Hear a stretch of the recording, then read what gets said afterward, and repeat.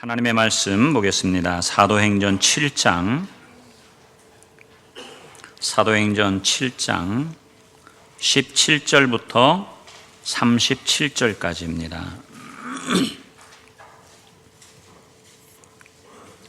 사도행전 7장 17절부터 37절까지 본문이 좀 기니까요. 제가 빠르게 읽도록 하겠습니다.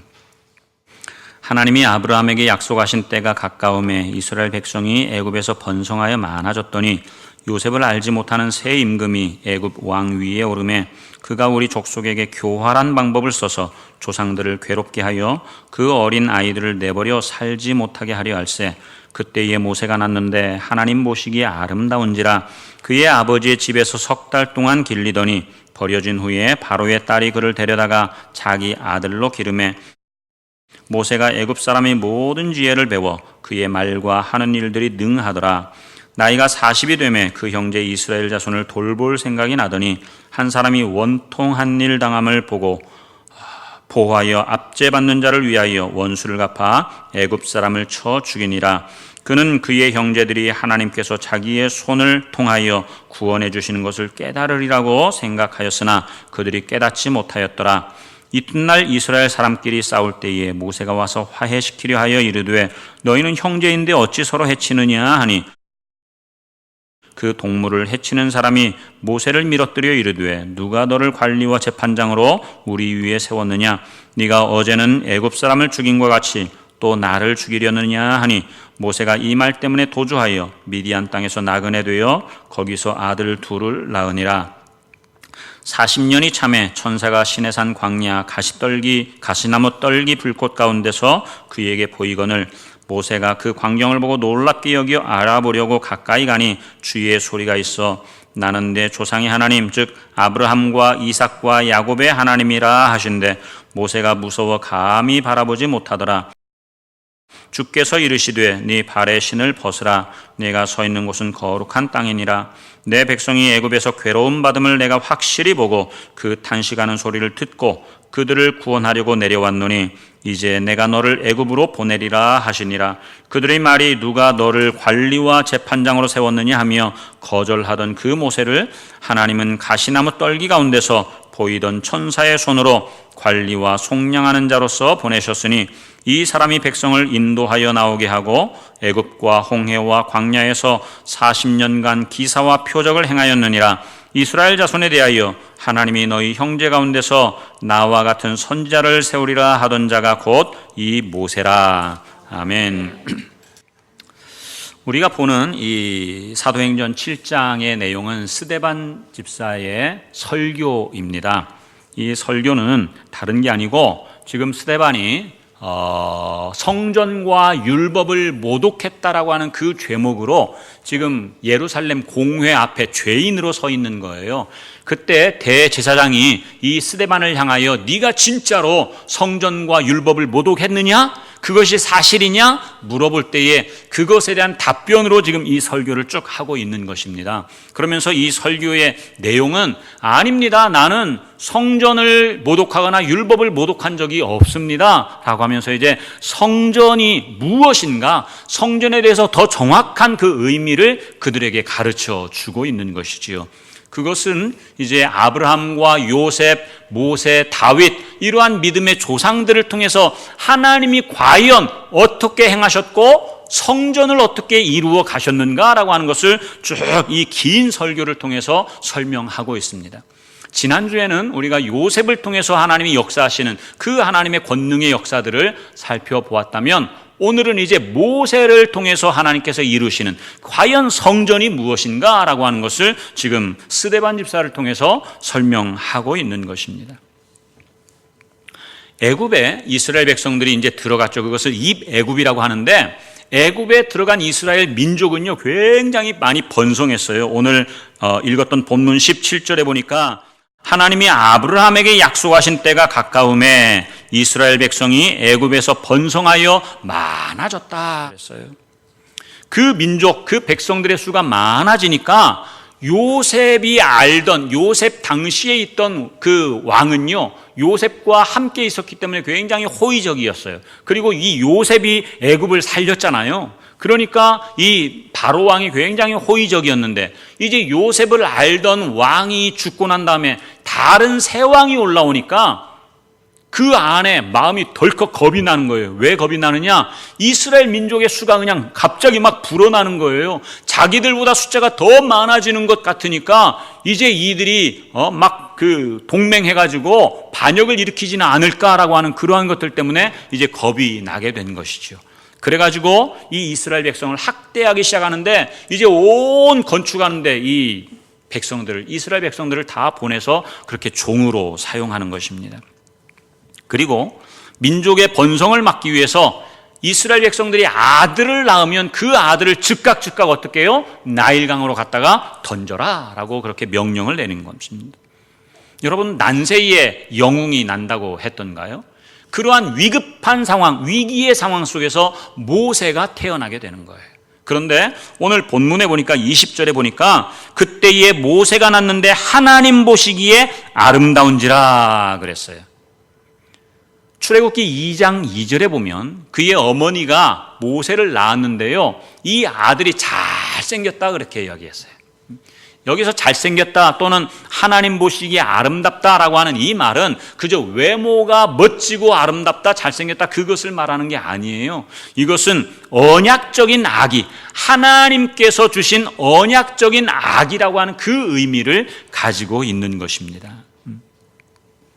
그래서 부모가 이제 이 아이를 석 달 동안 숨겼는데 더 이상 아이를 숨길 수가 없는 거예요. 그래서 어쩔 수 없이 갈대 상자를 만들어 가지고 그 안에다가 넣어서 이 나일강에다가 띄우게 되는 것이죠. 근데 그때 마침 바로의 공주가 나와서 목욕을 하다가 이 갈대 상자를 보게 되고 모세를 건집니다. 그리고 그를 양자로 삼지요. 그 이름을 모세, 즉 물에서 건져냈다라고 하는 이름의 뜻인 그 모세라고 짓는 거예요. 이 모세는 이제 이 애굽의 왕자로 그렇게 살아갑니다. 그러면서 애굽에 있는 모든 지혜를 다 배우고 통달하게 되지요. 그는 말과 또 행동에 대해서 아주 뛰어난 능력을 가지게 된 거예요. 그렇게 해서 40년 동안 애굽의 왕자로 그렇게 살아가게 되지요. 이 모세가 40세가 되었을 때에 그 형제 이스라엘 동족을 돌아볼 마음이 생기게 되는 거예요. 왜 그런가 하면 이 모세는 어렸을 때부터 그의 친어머니 요게벳으로부터 계속해서 교육을 받았잖아요. 세뇌가 될 정도로 하나님께서 너를 언약의 아이로, 언약의 백성으로 그렇게 주셨다. 그래서 너는 그 언약과 또한 하나님께서 너를 이스라엘 백성들을 구원해낼 그 지도자로 그렇게 삼으셨기 때문에 너는 이 일을 반드시 행해야 된다라고 하는 그것이 머리에 완전히 그냥 각인될 정도로 그 이야기를 들었기 때문에 때가 언제일까 이제나 저제나 하면서 그 때를 살펴보았을 거예요. 모세는 자기가 애굽의 왕자로서 충분히 능력도 권세도 있었기 때문에 이제는 이쯤에서 한번 하나님의 그 사명을 감당해 볼까라고 생각을 했지요. 어느 날 하루는 밖으로 나갔습니다. 그런데 자기의 동족인 이스라엘 백성이 애굽 사람에서 아주 억울하게 그 원통한 일을 당하는 걸 보고 있는 거예요.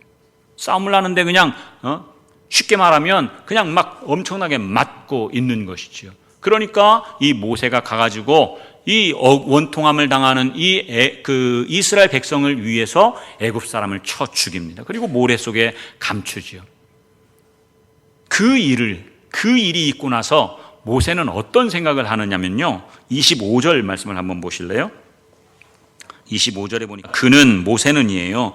모세는 그의 형제들이, 즉 이스라엘 백성들이 하나님께서 자기의 손을 통하여 구원해 주시는 것을 깨달으리라고 생각했단 말이에요. 자기가 애굽 사람을 쳐서 죽인 것, 그것이 걸림돌이 되는 게 아니고 이것을 보면서 아하, 이 모세가 바로 우리를 구원할 그러한 구세주네 라고 생각하기를 원했던 것이지요. 그런데 25절 마지막에 보니까 어떻게 해요? 그들이 깨닫지 못한 거예요. 깨닫지 못해. 그 다음날 이스라엘 백성들 둘이서 싸우고 있는데 마침 어제 싸운 사람이 또 싸우는 거야. 그런데 너희들 왜 이스라엘 같은 형제인데 왜 싸우느냐라고 하면서 말리려고 하니까 그 사람이 대뜸 나서가지고 어제는 애굽 사람을 죽이더니 오늘은 나를 죽이려고 하느냐라고 하는 거예요. 그러면서 누가 너를 우리의 재판관으로 그렇게 세웠느냐라고 하는 것이지요. 결국 모세는 자기의 동족인 이스라엘 백성들에게 거절당하고 맙니다. 그리고 살인자 신세가 되어서 미디안 광야로 도망가게 되는 것이지요. 모세는 자기의 눈으로 형제들의 고통을 직접 보았지만 그것을 보고 거사를 행하려고 했지만 결국은 실패하고 마는 것입니다. 그리고 그의 실패의 원인을 다른 데서 찾는 게 아니라 어디에서 찾아요? 이스라엘 형제들에게서 찾는 거예요. 그들이 깨달을 줄 알았는데 그들이 깨닫지 못했다라고 하면서 남 탓을 하는 거예요. 남 탓을 하는 거예요. 자기는 충분히 준비가 되어 있는데 그러나 이 백성들이 깨닫지 못해서 결국 이 거사에 실패했다라고 남 탓을 하게 되는 것이죠. 하나님께서 모세에게 애굽에서 나가도록 하는 그 출애굽의 사명을 주신 것은 분명합니다. 그렇지만 그 때와 방법, 출애굽의 때와 방법은 모세가 결정하는 게 아니란 말이에요. 하나님께서 결정하시는 거예요. 하나님께서 그 때와 그 방법을 결정하시는 것이죠. 그런데 모세는 자기의 눈으로 보고 판단하려고 했던 것입니다. 모세의 눈으로 보고 판단하는 것이 아니고 하나님 모세를 통해서 일하시지만 그러나 모세가 아니라 하나님께서 자신의 백성의 고통을 하나님의 눈으로 보시고 또한 애굽의 학대도 하나님께서 보시고 그렇게 할 때에 이스라엘을 구원해 내시는 거예요. 하나님이 보실 때 구원해 내시는 겁니다. 우리 출애굽기 2장을 한번 가서 보십시다. 출애굽기 2장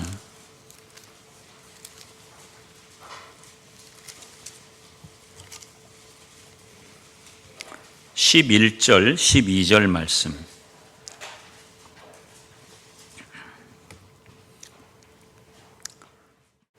모세가 장성한 후에 한 번은 자기 형제들에게 나가서 그들이 고되게 노동하는 것을 보더니 어떤 애굽 사람이 한 히브리 사람 곧 자기 형제를 치는 것을 본지라 좌우를 살펴 사람이 없음을 보고 그 애굽 사람을 쳐 죽여 모래 속에 감추니라 라고 그랬어요. 자, 이것을 필두로 해가지고 모세는 거사를 행하려고 했는데 이 보는 주체가 누구예요? 보는 주체가 보더니 본지라 보고의 주체는 모세란 말이에요. 자신의 육신의 눈으로 보고 판단하는 거예요. 맞다, 이제는 때가 됐다라고 하면서 모세가 그 시기를 결정하는 것이지요. 그런데 보기 좋게 실패하고 마는 것입니다. 그런데 3장으로 가서 보시면 출애굽기 3장 7절에 가서 보시면 그 때는 하나님이 정하시는 게 아니란 말이죠. 7절 시작. 여호와께서 이르시되 내가 애굽에 있는 내 백성의 고통을 분명히 보고 그들이 그들의 감독자로 말미암아 부르짖음을 듣고 그 근심을 알고. 여기서 주어는 누구예요? 하나님이, 여호와 하나님이 바로 보고 듣고 알고 계시는 거예요. 9절에도 이제 가라, 이스라엘 자손의 부르짖음이 내게 달하고 애굽 사람이 그들을 괴롭히는 학대도 내가 보았다.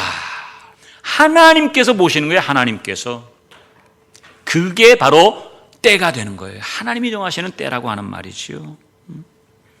사명자의 사명이 아무리 확고하다 할지라도 자기의 능력을 의지해서 자기가 보고 자기가 행하는 것은 결국 무엇을 이루는 것이냐면 하나님의 의의를 이루는 게 아니에요. 자기의 의의를 이루는 것, 자기 주장 의지라고 하죠. 내 의의를 나타내려고 하는 거예요. 내가 능력이 있어가지고 모세와 같이 애굽의 왕자로서 능력과 권세가 있어가지고 이스라엘 백성들을 출애굽했다? 그건 누가 한 것이 되는 거예요. 모세가 한 게 된단 말이에요. 모세가 이스라엘 백성들을 이끌고 나왔을 때 내가 하지 않았느냐? 자기의 능력으로 넉넉히 할 수 있다고 생각했기 때문에 그 능력과 권세를 백성들에게 나타내는 것이죠. 하나님 그것을 정말로 싫어하세요. 여러분 수차례 이야기했지만 하나님이 가장 싫어하시는 죄가 뭐라고 그랬어요? 자기 의의 죄라고 그랬어요. 자기 의의 죄.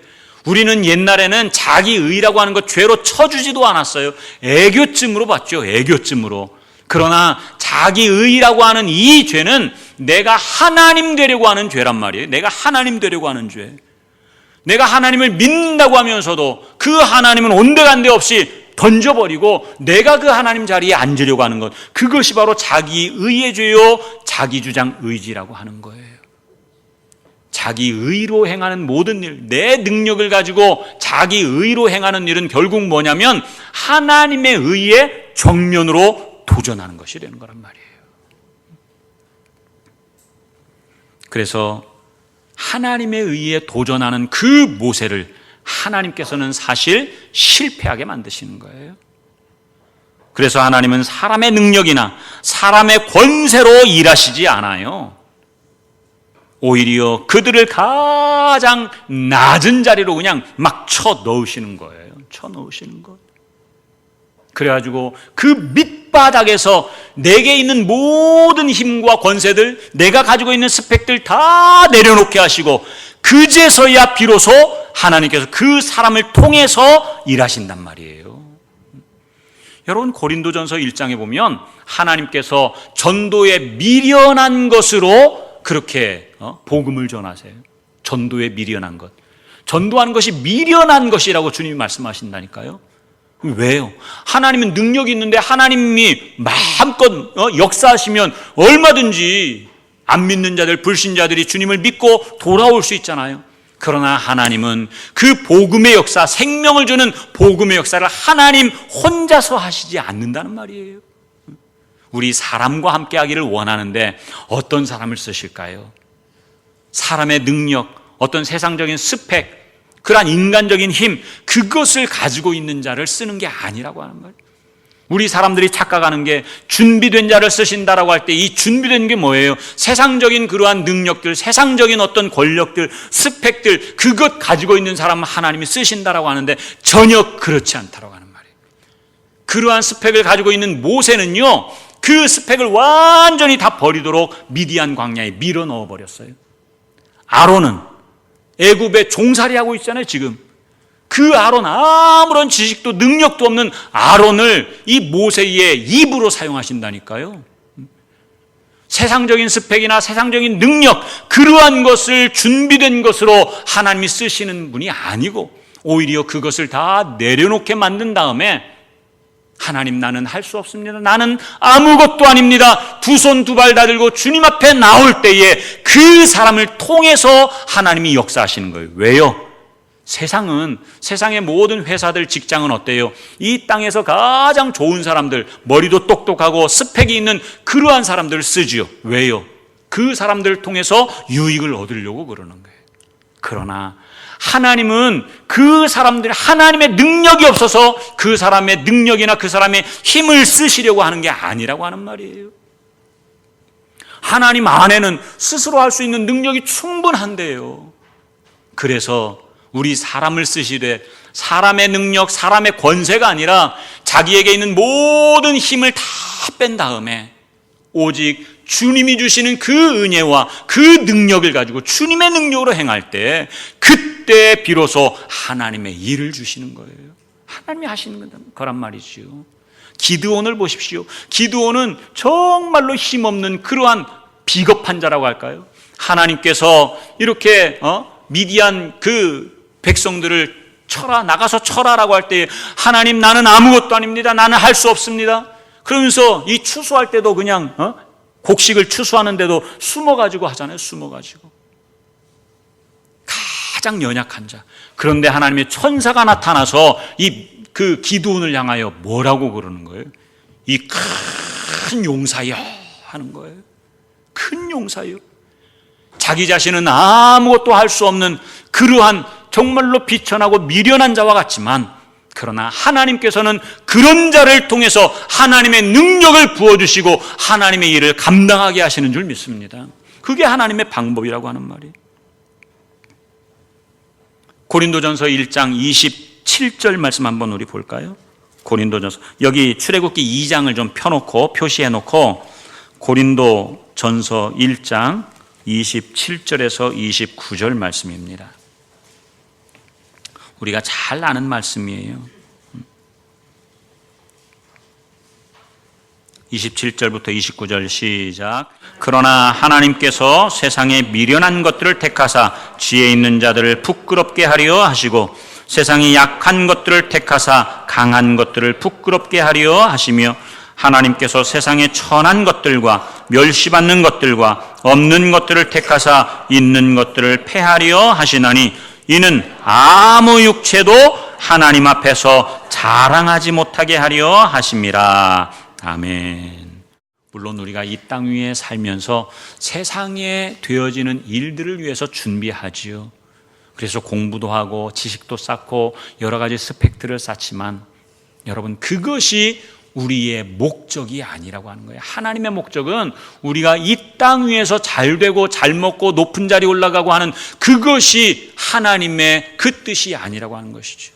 그렇기 때문에 우리가 하나님의 뜻을 안다고 하면 거기에 매몰되어서는 안 된다고 하는 것이죠. 하나님의 뜻인 영생을 위해서 우리를 사용하시는 거예요.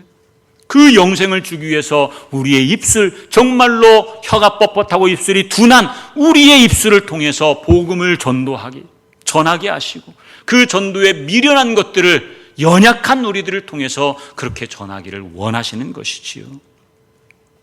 왜요? 내가 능력 있고 내가 힘이 있으면 자랑하게 하기 때문에, 나의 의의를 드러내기 때문에, 그래서 내 의의가 아니라 내 자랑이 아니라 오직 주님의 이름이 드러나기를 원하시는 그 뜻을 우리가 분별하고 그렇게 행해야 되는 것입니다. 이런 것처럼 모세를 애굽의 왕자에서 가장 천한 신분인 양치기로, 목자로, 그냥 목동으로 그렇게 전락시켜버리는 거예요.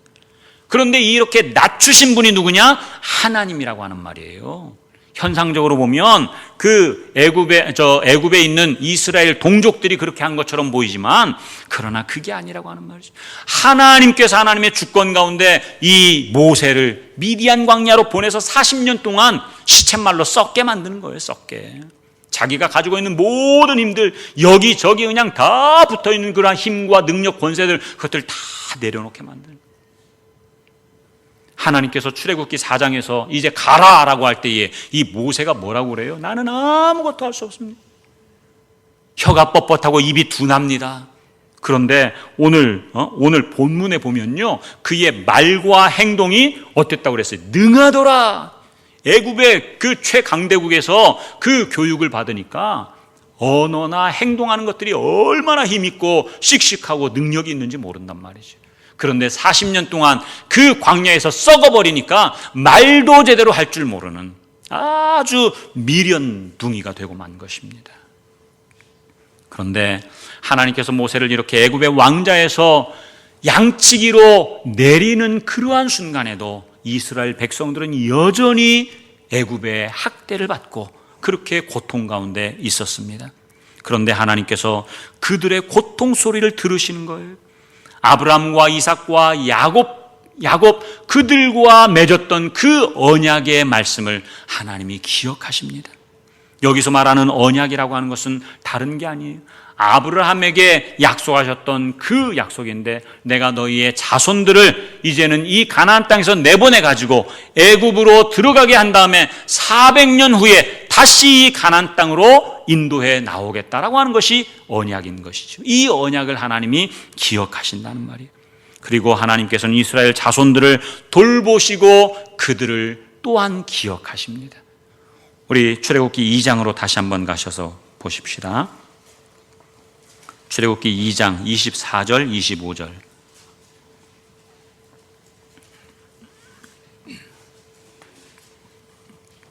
시작.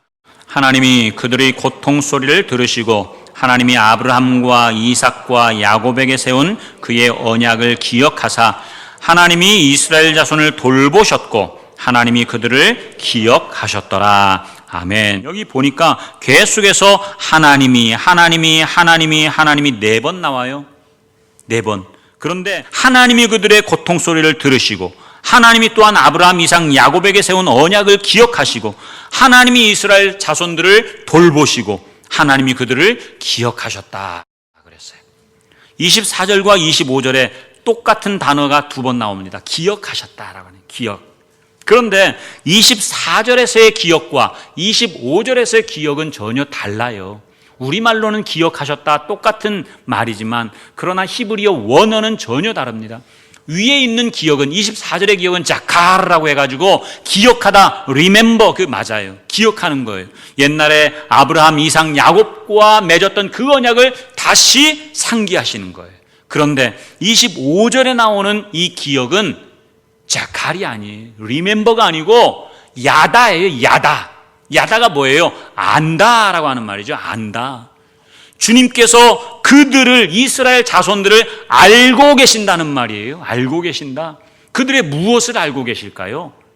여전히 이스라엘 백성들은 애굽에서 종노릇하고 있고 그들이 박해받고 학대받는 것을 지금 현재적으로 그렇게 당하고 있는데 그것을 알고 계신다는 말이에요. 이 야다, 안다라고 하는 말은 연합을 이야기하는 것. 연합. 그래서 하나님은 이스라엘 백성들을 그냥 저기로 내버려서 너희들 이렇게 고통받아, 박해받아, 그게 아니고 그들이 박해받는 그 현장에서 하나님이 친히 함께 고난을 당하고 계시는 거예요. 주님이 함께 고난 당하신다니까요. 애굽에서.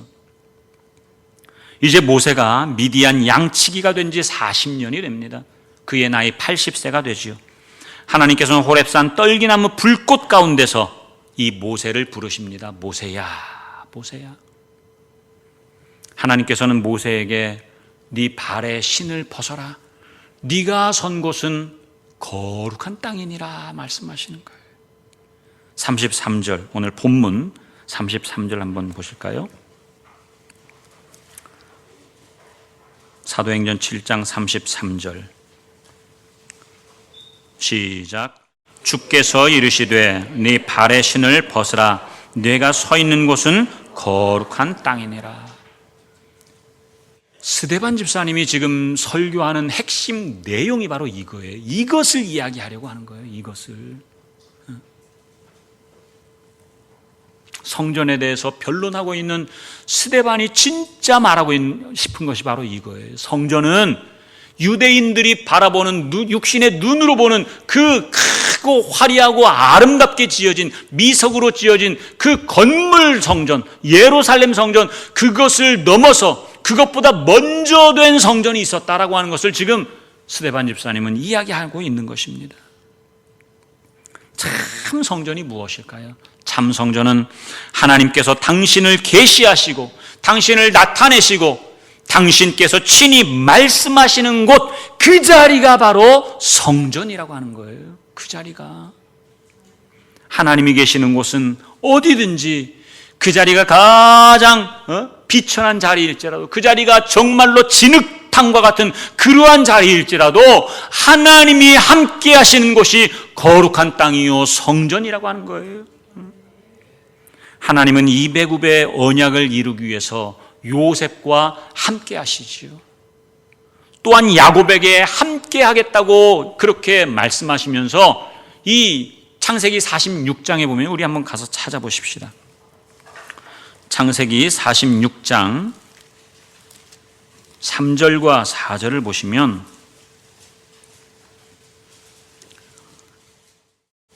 하나님이 이르시되 나는 하나님이라 내 아버지의 하나님이니 애굽으로 내려가기를 두려워하지 말라. 지금 야곱은 애굽으로 내려가는 걸 두려워해요. 자기 아들 요셉이 살아있는 것, 그것으로 인해서 너무나 기쁜데, 그래서 요셉이 아버지를 초청하잖아요. 그러면 애굽으로 내려가야 되는데 하나님이 주신 약속의 땅이 바로 이 땅이란 말이죠. 가나안 땅. 그러니까 이 가나안 땅을 떠나는 게 너무나 두려운 거예요. 그때 하나님이 야곱에게 나타나셔서 네가 애굽으로 내려가는 것 두려워하지 말아라. 내가 거기서 너로 큰 민족을 이루겠다. 그리고 4절 보니까 내가 너와 어떻게 해요? 함께. 어디까지 가신다고? 애굽에까지 내려가신대요. 그러면 야곱이 애굽으로 내려가면 하나님이 애굽으로 내려가는 거 거기서 이제 끝 해가지고 떠나가실까요? 그러지 않다는 말이에요. 이스라엘 백성들이 야곱을 통해서 나오는 이 야곱의 모든 자손들이 비록 애굽에서 종살이한다 할지라도 그 종살이하는 그 자리에 하나님이 어떻게 해요? 함께 하고 계시는 거예요. 함께. 그래서 하나님은요, 그의 아들 그리스도를 이 땅 위에 보내시면서 그 이름을 뭐라고 지어 보내신 거예요? 임마누엘로 지어 보내신 거예요. 임마누엘. 하나님이 너희와 함께 하신다. 주님께서 우리와 함께 하신다. 이 함께라고 하는 것에 연합이라고 하는 것, 야가라고 하는 것, 거기에 우리 주님은 얼마나 그냥 사무쳐 계시는지 모른단 말이에요. 이스라엘 백성들 고통당하는 자리지만 그 자리를 하나님과 상관없이 고통당하는 게 아니라 주님이 함께 하시는 그 무덤이라고 하는 거예요. 무덤이라고 하는 것. 그런데 그 무덤이 어때요? 하나님과 함께 하시니까 그 자리가 종살이의 현장이지만 그 자리가 바로 성전인 줄 믿습니다. 하나님이 함께 하시니까 그러는 거예요. 우리 창세기 46장 폈으니까 바로 앞에 39장 한번 가서 보실래요? 39장 2절, 3절.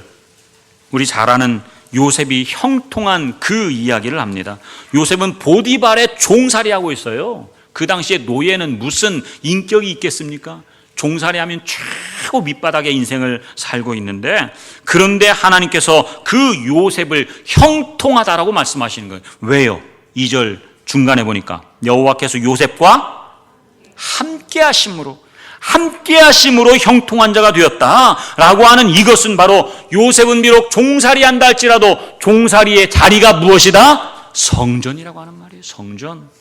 그는 39장 21절에 가서 보니까 여호와께서 요셉과 함께 하시고 그에게 인자를 더하사 간수장에게 은혜를 받게 하시면서 누명을 쓰고 감옥에 갔는데, 이 감옥에서조차 요셉은 어떻게 해요? 하나님이 함께 하시는 거예요. 그러면 요셉이 있는 감옥은 비록 인격으로 모독을 당하고 정말로 고통받는 그러한 자리이지만 하나님이 함께 하시기 때문에 그 자리가 바로 거룩한 땅이요 성전인 줄 믿습니다. 성전은 결코 건물이 아니에요. 건물이 화려하고 아름답게 지어놓은 그 건물이 아니라고 하는 것입니다. 하나님은 광야에서 40년간 버려진 인생으로 살아온 그 모세에게 이제 나타나십니다. 그래서 모세가 서 있는 그 광야, 그 땅은요 더 이상 버려진 황량한 광야가 아니라고 하는 거예요. 그곳이 바로 거룩한 땅이요 성전이 되는 것입니다. 하나님께서 말씀하시잖아요. 네 발의 신을 벗으라. 네가 서 있는 곳은 거룩한 땅이니라. 그곳이 성전이라고 하는 말이에요. 여러분, 모세는 장차 오실 그리스도를 예표하는, 증거하는 선지자지요. 오늘 본문 맨 마지막 절 37절에 가서 보니까 이스라엘 자손에 대하여 하나님이 너희 형제 가운데서 나와 같은 선지자를 세우리라. 나와 같은 선지자, 지금 모세가 이야기하고 있는데 모세가 나와 같은 선지자를 세운다라고 하는 그 선지자가 누구냐면 바로 오실 그리스도를 말하는 것입니다. 모세를 통해서 하나님께서는 출애굽 구원을 이루신다고 하면 궁극적으로 그것은 무엇을 이야기하는 거예요? 예수 그리스도를 통해서 십자가의 구원을 이루시는 것, 그것을 예표하고 있는 거예요. 예수님은 하늘 곧 창세전 아버지의 품속에서 그 놀랍고 영광스러운 영광의 보좌를 버리고 광야와 같은 이 세상에, 이 땅 위에 내려오신 것입니다. 모세가 애굽의 왕자에서 양치기로 전락한 것처럼 그는 아담 안에서 죄인된 모든 사람을 구원해서 영생을 주시고 하늘 아버지께로 다시금 인도하시기 위해서 이 땅에 오셨다라고 하는 말이에요. 그러나 빛이 어둠에 비쳤지만 어둠이 깨닫지를 못하는 거예요. 요한복음 1장 4절에 보니까 주님께서 친히 이 땅을 지으셨지만, 그래서 이 땅에 오셨으나 이 백성이, 자기 백성이 그 주님을 영접하는 것을 어떻게 해요? 배척해요. 거절해버리는 거예요. 거절하는 것만 아니고 그를 십자가에 못 박아 죽이기까지 하는 것이지. 마치 이스라엘 백성들이 모세를 알아보지 못하고 그를 거부하고 살인자 취급해가지고 미디안 땅으로 그렇게 쫓아내버리는 것과 똑같은 이치지요. 그러나 하나님께서는 그들이 거절하던 이 예수 그리스도를 그들의 주와 그리스도가 되게 하셨다고 하는 거예요. 그리스도가 되게. 오늘 우리가 읽었던 본문의 35절 보니까 그들의 말이 누가 너를 관리와 재판장으로 세웠느냐 하면서 거절하던 그 모세를 하나님은 어떻게 해요? 가시나무 떨기 가운데서 천사의 손으로 관리와 속량하는 자, 즉 구원자로 그렇게 세우셨단 말이에요. 하나님께서는 예수 그리스도를 거절하는 자들을, 그래서 거절함으로 말미암아 이제는 예수님이 십자가에 죽었지만 그를 다시금 세우셔서 주와 그리스도가 되게 하십니다. 사도행전 2장 36절에 보니까 그런즉 이스라엘 온 집은 확실히 알지니 너희가 십자가에 못 박은 이 예수를 하나님이 주와 그리스도가 되게 하셨느니라. 여러분, 이러한 일들이 세상에 어디 있어요? 원수를 위해서 어떻게 주와 그리스도로 다시 세울 수 있느냐? 하나님과 분리된 아담의 실존인 우리들은 오직 예수님의 십자가 죽음에 연합될 때에 비로소 그 생명을 얻을 수 있는 것입니다. 참 성전인 하늘에서 오신 예수님은 십자가의 죽으심으로 그를 믿는 모든 자들에게 죄사함과 영생의 구원을 주시는 것이지요.